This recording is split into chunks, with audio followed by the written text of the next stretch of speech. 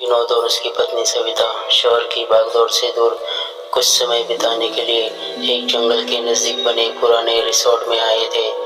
यह जगह सुनसान और डरावनी थी, लेकिन रोमांच की तलाश में उन्होंने इसे चुना था। रिसोर्ट के मैनेजर ने उन्हें चेतावनी दी थी कि रात में जंगल की तरफ न जाए, लेकिन विनोद ने उसे मजाक समझकर टाल दिया। रात का समय था और हवा में अजीब सी सिरन थी। रिसोर्ट के कमरे से जंगल की गहरी खामोशी साफ सुनाई दे रही थी।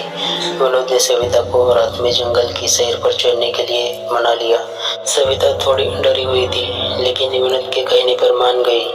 जंगल में दाखिल होते ही माहौल और भी डरावना हो गया। चारों ओर अजीब सी आवाजें सुनाई दे रही थी, मानो कोई फुसफुसा रहा हो। अचानक एक पुराने पीपल के पेड़ के पास उन्हें सफेद कपड़े में लिपटी एक छाया दिखाई दी। सविता का चेहरा सफेद पड़ गया। विनोद ने हिम्मत जुटाकर उस छाया की ओर कदम बढ़ाए, लेकिन जैसे ही वह करीब पहुंचा, वह छाया गायब हो गई।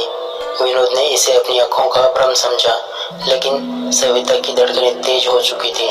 जंगल की ओर भीतर जाते ही उन्हें चारों ओर से बच्चों के रोने की आवाजें सुनाई देने लगी। विनोद ने चारों ओर देखा, लेकिन वहाँ कोई नहीं था। अचानक सविता की चीख सुनाई दी। विनोद ने मुड़कर देखा तो सविता जमीन पर गिरी थी और उसका चेहरा किसी अदृश्य डर से विकृत हो गया था।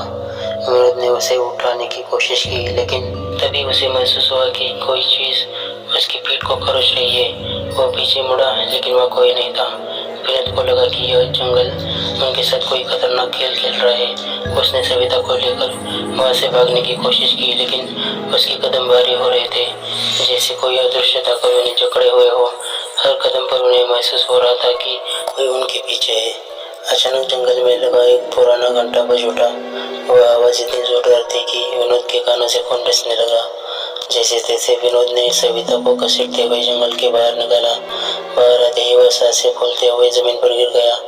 रिसोर्ट के मैनेजर ने उन्हें इस हालत में देखा और तुरंत उनकी मदद की। जब विनोद ने मैनेजर से इस घटना के बारे में पूछा तो मैनेजर ने बताया कि कई साल पहले इसी जंगल में कुछ बच्चों की रहस्यमयी तरीके से मौत हो गई थी, और तब से इस जगह को शापित माना जाता है। जो भी रात में इस जंगल में जाता है, वह उन बच्चों की आत्माओं के प्रकोप का शिकार हो जाता है। विनोद और सविता ने उस दिन के बाद जंगल की ओर कभी नहीं देखा, लेकिन वह खौफनाक रात उनके दिलों में हमेशा के लिए बस गई, एक ऐसे डर के साथ जिसे वे कभी भुला नहीं पाए।